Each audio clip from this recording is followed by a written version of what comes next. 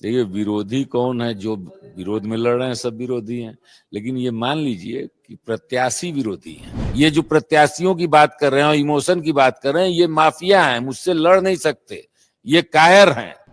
तो भाई अफजाल अंसारी जानते हैं कि मैं चुनाव नहीं लड़ पाऊंगा, उनके पार्टी के मुखिया भी जानते हैं कि इनकी एलिजिबिलिटी नहीं है चुनाव लड़ने की। तो ये जो राजनीतिक दुष्कर्म मनोज जी ने गाजीपुर के जनता के साथ किया है, परिणाम स्वरूप पूरी भारतीय जनता पार्टी मेरे साथ खड़ी है। तो जब अफजाल की बिटिया का चरित्र समाजवादी पार्टी से बड़ा हो जाएगा तो फिर मुझे कुछ कहना नहीं है और समाजवाद के विषय में भी कुछ नहीं कहना है।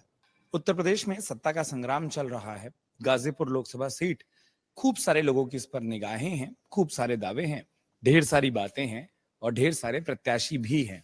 निर्दलीय से लेकर दलों तक लोगों को अपने अपने हिसाब से सुर्खियां, अपने अपने हिसाब से खबरें खूब दिखाई दे रही हैं और ये शायद उन चुनिंदा लोकसभा सीटों में से एक है जहां पर रिजल्ट से पहले प्रचार से ज्यादा राजनीति अब भी बहुत तेज हो रही है। मेरे साथ बहुजन समाज पार्टी के प्रत्याशी उमेश कुमार सिंह जी मौजूद हैं।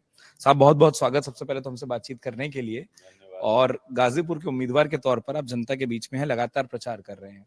प्रचार के दौर में ये होता है कि अक्सर देर रात हम लोग पकड़ लेते हैं क्योंकि दिन भर आप जनता के बीच में रहें। प्रचार के मुख्य मुद्दे क्या हैं जब जनता के बीच में जा रहे हैं? उमेश कुमार सिंह या बहुजन समाज पार्टी किन बातों पर, किन मुद्दों पर चुनाव लड़ रही है, मैं तो वहीं जानकर बातचीत को शुरू करना चाहता हूँ। जी हाँ, देखिए, बहुजन समाज पार्टी का ये मानना है कि जो घोषणा पत्र चुनावी जारी किए जाते हैं पार्टियों के द्वारा, वो मैंडेटरी होने चाहिए। ये जानबूझ के जनता को छलावा देना कि हम ये कर देंगे, वो कर देंगे, लंबा चौड़ा सपना दिखाना, झूठ बोलना, जैसे कि स्विस बैंक से सारे काले धन ला देंगे, 15-15 लाख सबके खाते में हो जाएंगे अगर वो आ जाएगा, तो न धन आया न खाता भरा, जनता आज भी इंतजार। इस तरह के वादे होने नहीं चाहिए। आज भी बुनियादी चीजें जो हैं, बुनियादी चीज एक सोशल वेलफेयर स्टेट में, ये स्टेट का की ड्यूटी है कि वो शिक्षा, स्वास्थ्य, सुरक्षा, रोजगार ये सब लोगों को उपलब्ध कराए। वो चीजें आज भी जनता की पहुंच से दूर है।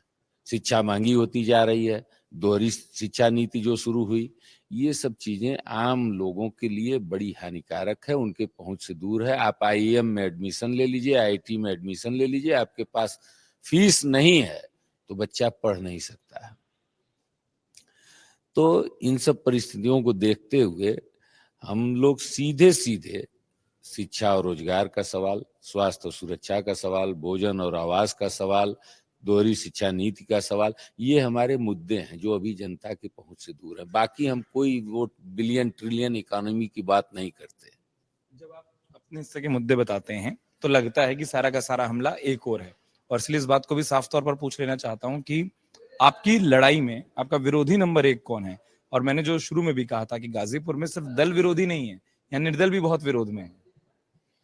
देखिए, विरोधी कौन है? जो विरोध में लड़ रहे हैं सब विरोधी हैं, लेकिन ये मान लीजिए कि प्रत्याशी विरोधी हैं, दलों के लोग, कार्यकर्ता तो सब मेरे साथ हैं। ये पता न क्या हुआ, ये शायद पिछले 4 दशक से ये दो घराने, हमारे गवर्नर साहब जो हैं माननीय मनोज सिन्हा जी, इनकी बड़ी इज्जत थी जिले में। कोई यहाँ से प्रत्याशी के रूप में लोकसभा में अपनी आज तक दावेदारी नहीं किया। ये सन 84 से लड़ते आ रहे हैं, जीते कम हारे ज्यादा हैं अपने उस व्यवहार के कारण। और इस पार्टी को रसातल में भारतीय जनता पार्टी को पहुंचाने का काम इन्होंने ही किया है अपने निर्णयों से। पिछले 7 सीट इन्होंने हरवा दी। चुनाव प्रचार खूब जम के करते हैं, गवर्नर हैं और आके यहाँ कैंपेन करेंगे, घूमते हैं मंदिर जाने के बहाने, मैं तुझसे मिलने आई मंदिर जाने के बहाने, मंदिर मंदिर घूम रहे हैं। बहरहाल जो उनका निर्णय था, लोग सम्मान करते थे। उनके बेटे का नाम आया तो भी किसी ने, पूरे जिले ने मान लिया कि ठीक है सिन्हा जी बेटा लड़ा रहे हैं, उनका नाम। दूसरा कोई आवेदन यहाँ नहीं किया किसी ने, पूरे भारतीय जनता पार्टी के कार्यकर्ताओं ने। लेकिन जब पार्टी ने उनके बेटे को भी लड़ाने से मना कर दिया तो उस साढ़ू को मैदान में ला दिए। ये निर्णय उनको बहुत भारी पड़ा और भारतीय जनता पार्टी को भी बहुत भारी पड़ेगा। और ये निर्णय अमित शाह और इनका मिलके है। उसके बाद यहाँ ठाकुर बाभन भुइयार, कुर्मी कोयरी कहार, कोई नहीं लड़ने को मिला। जेब से निकाले दूसरे प्रत्याशी को रख दिए, जिसको अब ये इससे ज्यादा उदासीनता भारतीय जनता पार्टी के चुनाव के प्रति क्या हो सकती है कि प्रत्याशी को जब पता चला तो वो क्लास में बता रहा था कि मैं था और मुझे पता ही नहीं, जिसने टिकट नहीं मांगा उसको भी टिकट दे दिया। यहाँ सैकड़ों दावेदार थे जिसने आपके इज्जत और सम्मान में कभी दावा तक नहीं किया, वो आपको नजर नहीं आए। तो ये जो राजनीतिक दुष्कर्म मनोज जी ने गाजीपुर के जनता के साथ किया है, परिणाम स्वरूप पूरी भारतीय जनता पार्टी मेरे साथ खड़ी है। आप बोल रहे हैं कि भारतीय जनता पार्टी आपके साथ है। मैंने सवाल में जब पूछा था कि विरोधी आपके लिए कौन है, आपने कहा जो सामान्य परिभाषा होती है विरोध की, आपने वो बताया। फिर आपने एक शब्द कहा प्रत्याशी, और पहली लाइन में कहा दो घराने। एक के आपने बखूबी बात कर दी, दूसरा रह गया। दूसरे ने तो भी कुछ ऐसा ही काम कर दिया। अब आप सोचिए, माननीय सांसद जो हमारे दल के ही रहे और नैतिकता इतनी कि दूसरे दल का टिकट ले लेने के बाद आज तक रिजाइन नहीं किया, क्या कारण हो सकता है? शायद 2 महीने के भत्ते और वेतन के लालच में। नाम नहीं लेते हैं क्या आप? नहीं, अफजाल जी की बात कर रहा हूं, हमारे पार्टी के सांसद थे। नाम लेना न लेना इसका कोई मतलब नहीं है, आप सीधा समझ रहे हैं। तो भाई अफजाल अंसारी जानते हैं कि मैं चुनाव नहीं लड़ पाऊंगा, उनके पार्टी के मुखिया भी जानते हैं कि इनकी एलिजिबिलिटी नहीं है चुनाव लड़ने की। पार्टी जिसने सिंबल दिया है वो, हाँ, क्योंकि अभी आप ही ने अपने सवाल के जवाब में ना वो बड़ा नहीं, आपने कहा क्या ये नहीं, मैं बोला अपने दर्शकों के लिए साफ कर दिया कि उनकी पार्टी जिसने सिंबल दिया है वो, वरना पार्टी के मेंबर तो आज भी आपके सहयोगी हैं कागजों पर। नहीं, उनकी पार्टी जो जिन्होंने उनको सिंबल दिया। तो जब पार्टी का मुखिया भी जानता है और कैंडिडेट भी जानता है, शायद इसीलिए उन्होंने अपनी बिटिया को मैदान में लाया कि हमारा कैंडिडेचर नहीं बन रहा है, बिटिया लड़ेगी। और बिटिया भी पर्चा भरी, उसको सिंबल मिलना था। 13 तारीख को यह था कि अगर फैसला हो जाएगा तो अफजाल जी लड़ेंगे, नहीं होगा तो बिटिया लड़ेगी। अगर मामला सब जुडिस रह गया, डेट पड़ गई या फैसला अगेंस्ट आ गया। डिस्ट्रिक्ट कोर्ट के फैसले 99% एज इट इज रहते हैं हायर कोर्टों में, लोअर कोर्ट के फैसले 1% में फैसला पलट भी जाता है। अब 1% जो फैसला पलट जाने की संभावना है वही अफजाल जी के चुनाव लड़ने की संभावना है। 99% तो यही है कि वो चुनाव नहीं लड़ पाएंगे। तो जब 1% संभावना पे वो खुद मैदान में आ गए और पार्टी ने उनको सिंबल दे दिया, कैंडिडेचर चेक होता है। डाउट है अगर कैंडिडेचर पे तो पार्टी टिकट नहीं देती है। कितना सीरियसली समाजवादी पार्टी चुनाव लड़ रही है इसको आप समझ सकते हैं। और क्या खेल हो गया जो अफजाल अंसारी ने सिंबल खुद ले लिया, बिटिया को नहीं दिया। ये चुनाव नहीं लड़ सकते और सिंबल लेके फंसा दिए।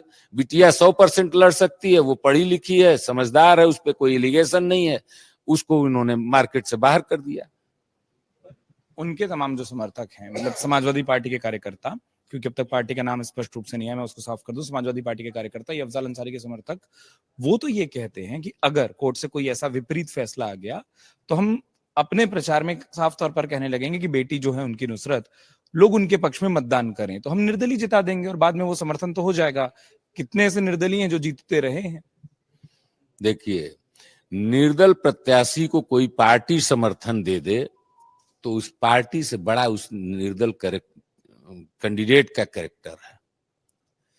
कितनी दीनहीन दशा में पार्टी होगी कि किसी इंडिपेंडेंट कैंडिडेट को सपोर्ट करे।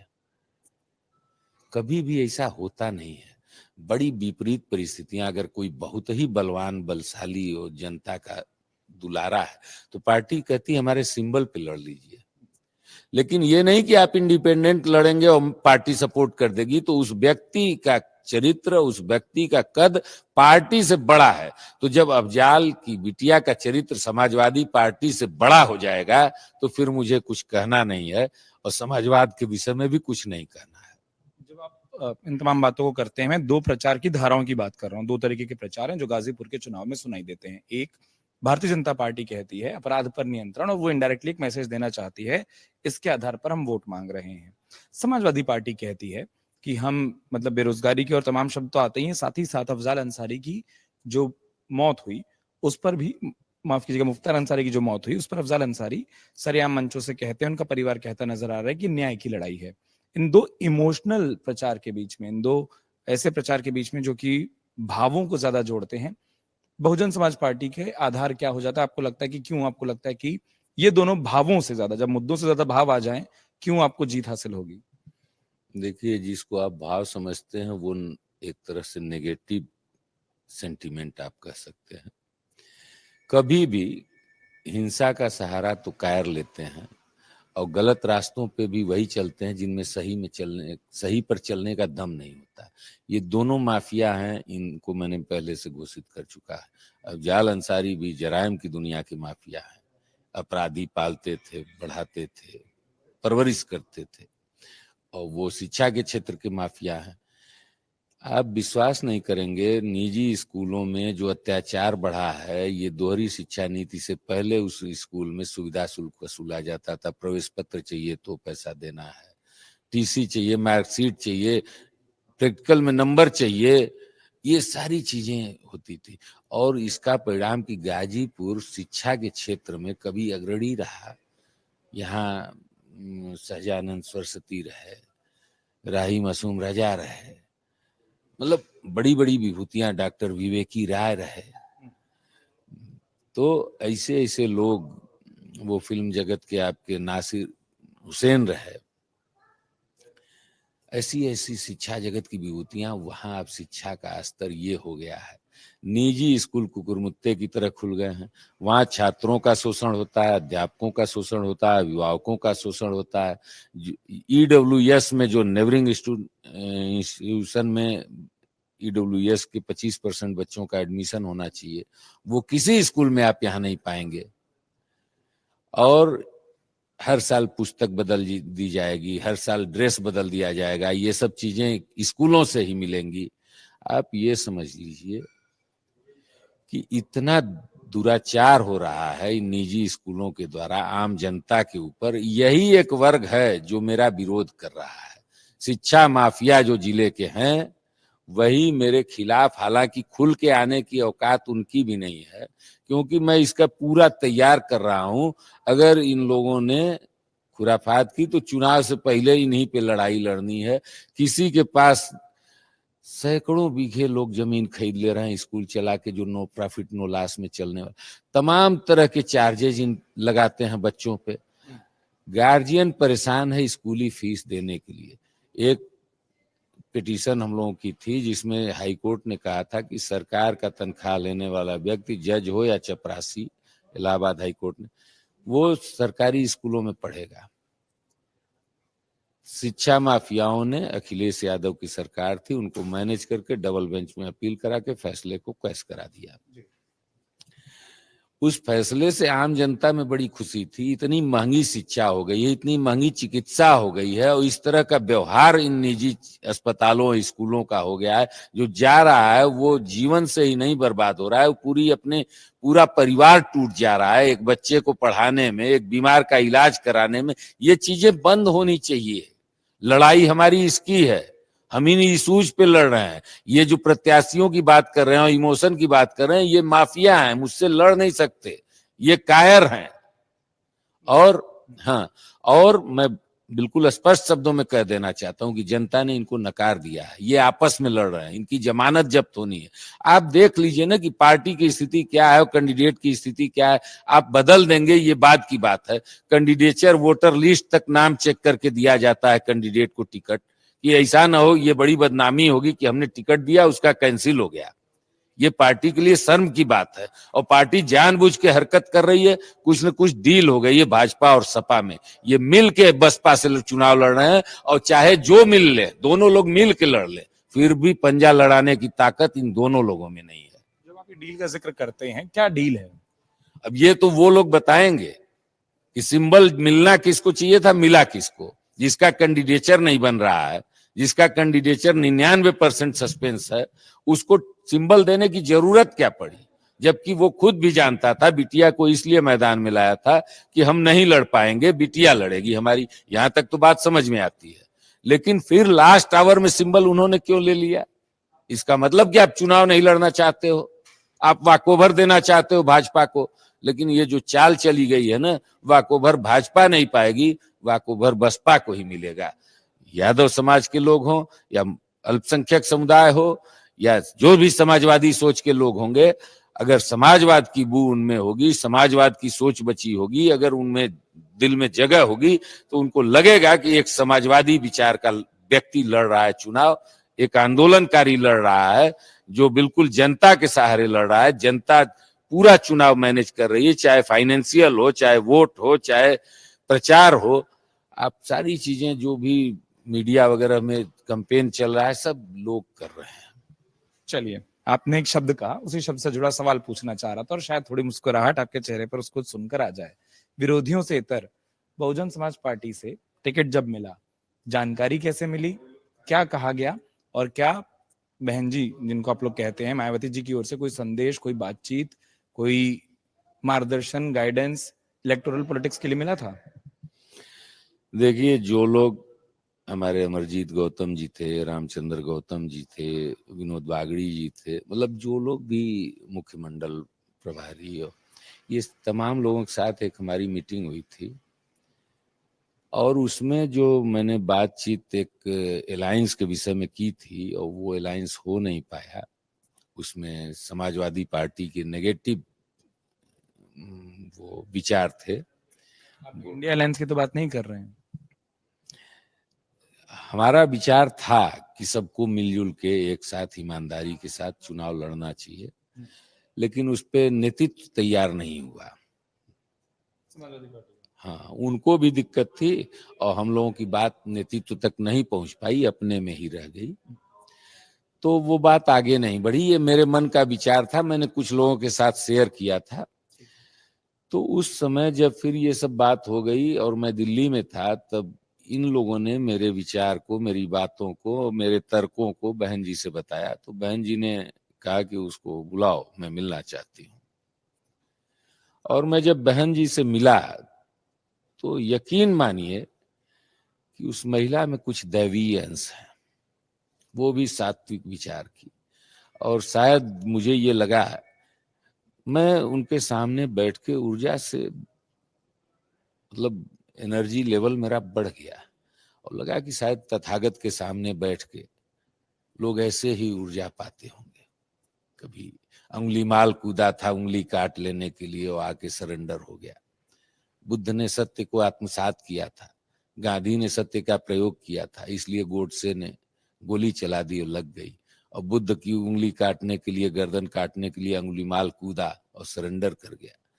तो शायद बहन मायावती सत्य को आत्मसात कर चुकी हैं, उनसे वेव निकलती है। और उन्होंने मुझे आदेश दिया कि उमेश, तुम्हें गाजीपुर चुनाव लड़ना है, ये मेरा निर्देश है। फिर मैं कुछ न कहा, प्रणाम किया और आदेश का पालन किया। एक आखिरी सवाल और पूछ लेता हूं। मैंने कहा था कि कुछ सवाल ऐसे होने चाहिए और मुस्कुराहट के साथ अंत होना चाहिए जो आपके चेहरे पर पहले ही आ गई है। बहुजन समाज पार्टी और उमेश कुमार सिंह का नाता लोग बड़ा दिलचस्प बताते हैं, कि बोलते हैं कि नई नई दोस्ती है, ऐसा है क्या? हाँ, टिकट के साथ ही है, कहने में गुरेज नहीं है। लेकिन आने के बाद ये मुझे पता चला, मैं अपने 3 दशक से छात्र नौजवानों के साथ एक आंदोलन करता रहा, इन्हीं सवालों पे जो मैंने पहले बताए, और उन आंदोलनों में मैं विभिन्न दलों का साथ लेता रहा। सरकार के खिलाफ लड़ना है तो सर्वदलीय बैठक बुला के, वो कांग्रेस हो, समाजवादी हो, सबका मैं सहयोग लेता रहा आंदोलनों में। सभी दलों को देखने के बाद और जब मैं बहुजन समाज पार्टी में आया, इस दल को, इसका स्ट्रक्चर 4 लेवल का इसका संगठन है, booth level, sector level, zone level, Vidhan Sabha level और डिस्ट्रिक्ट लेवल। ये इतना मजबूत संगठन, बाबा साहब के सिद्धांतों को लेकर मान्यवर काशीराम ने जो संगठनात्मक स्वरूप तैयार किया, आज बहन मायावती जो हमारी राष्ट्रीय अध्यक्षा है, इतना बखूबी। लोगों को लगता है कि बसपा आंदोलन नहीं करती है, बसपा मिशनरी है, मिशन पे काम करती है, लगातार करती है, अनवरत करती है। उसके इंटैक्ट बसपा को मानने वाले कभी दूसरी तरफ जा ही नहीं सकते। तो इतना बड़ा संगठन, इतना संयमित लोग, इतने वेल कल्चर्ड और मैनर्ड और सेल्फ डिसिप्लिन्ड वर्कर भारत क्या दुनिया में किसी संगठन के पास नहीं होगा। और आते ही मेरी तबीयत खुश हो गई कि मैं बहुत सही जगह पे पहुंच गया है। इतने शानदार कार्यकर्ता अपने खून पसीना से चुनाव लड़ा रहे हैं। और हमारे साथ कई वर्ग अपने आप, जैसे मैं छात्र आंदोलनों से रहा, बीएचयू से पढ़ा, लखनऊ से पढ़ा, यहाँ भी रहा, तो हर गांव में की 25% आबादी, विद्यापीठ हो, संपूर्णानंद हो, लखनऊ यूनिवर्सिटी हो, बीएचयू हो, इलाहाबाद यूनिवर्सिटी हो, जेएनयू हो, डी 25% आबादी हर गांव की मुझसे पूर्व में परिचित है और मेरे आंदोलन में कभी न कभी वो शरीक हुई है। तो एक बड़ा, सबसे बड़ा vote bank Bahujan Samaj party का, 25% हर गांव की जनता छात्र राजनीति के कारण, जाति भी हमारी प्रचुर मात्रा में है, क्षेत्रीयता भी हमारी ही बनती है। समाजवादी पार्टी के तो गाजीपुर लोकसभा के बाहर के हैं, उनसे मिलना ही कठिन है। 5 सालों तक उन्होंने किया नहीं है कुछ, सिर्फ अपने परिवार, अपनी संपत्ति, अपने मुकदमों से अपनी रक्षा की है, उसी के में पूरा बिता। आप विश्वास कर सकते हैं कि कोई व्यक्ति 5 साल तक सांसद रहा हो और संसद में जिले के सवाल एक भी न उठाया हो, सिंगल क्वेश्चन अगर पार्लियामेंट में किसी पार्लियामेंटियन द्वारा न उठाया गया हो, और फिर वो आके कह दे जनता से कि चुनाव लड़ना है, जनता क्या स्वीकार कर लेगी? भरोसा कर सकते हैं। दोनों लोगों की जमानत जब्त होनी है, वो दूसरे तीसरे की लड़ाई लड़ लें। पूरे जिले की जनता मेरे साथ खड़ी है और मुझ तक पहुंचने के लिए उनको पूरे जिले की जनता को पार करना होगा। बहुत बहुत शुक्रिया अपना तमाम वक्त देने के लिए। और जैसा मैंने कहा था शुरू में भी कि प्रचार के बीच में रातों को एक वक्त मिलता है कि हम लोग प्रत्याशियों से बात कर सकें। जो तमाम विरोधियों से लेकर तमाम बातें आपने कही, चाहे विरोधियों की बात हो, चाहे अपनी उस नई नई दोस्ती की बात हो, जो चेहरे पर मुस्कुराहट के साथ ये खूब बताते हैं। उमेश कुमार सिंह हमसे बात कर रहे थे। इसी अपील के साथ इस पूरी चर्चा को विराम देंगे कि मुद्दा पक्ष आप कोई भी चुनिए, लेकिन बतौर नागरिक मतदान जरूर करिएगा, उस अधिकार का प्रयोग जरूर करिएगा। और मुझे लगता है उस विचार से आप भी सहमत होंगे कि मतदान खूब होना चाहिए। बहुत बहुत शुक्रिया एक बार फिर से अपना वक्त देने के लिए। बहुत बहुत धन्यवाद।